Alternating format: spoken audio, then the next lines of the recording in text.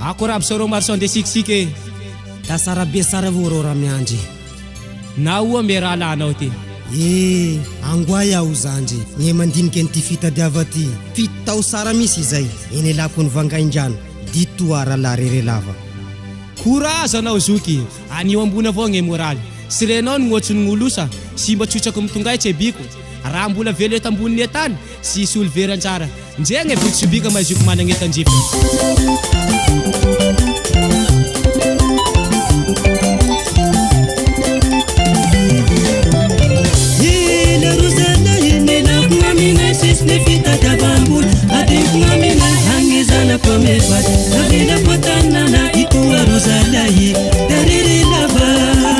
Sadi ngrone rota nangang pa sarche pamanga